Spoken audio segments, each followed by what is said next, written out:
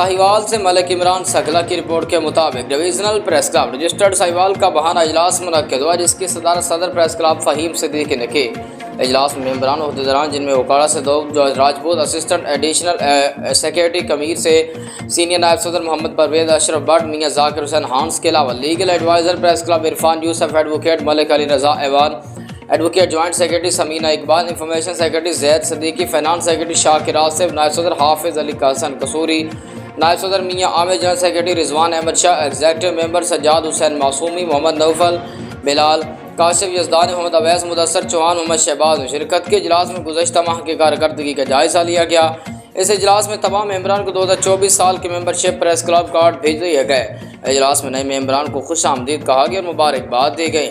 आखिर में फ़लस्तीन में जुल्म व बर्बरियत का शिकार मुसलमानों के हक़ में दुआ की गई। फ़लस्तीन के झंडे उठाकर फ़लस्तीन के मुसलमानों से इजहार यकजहती किया गया।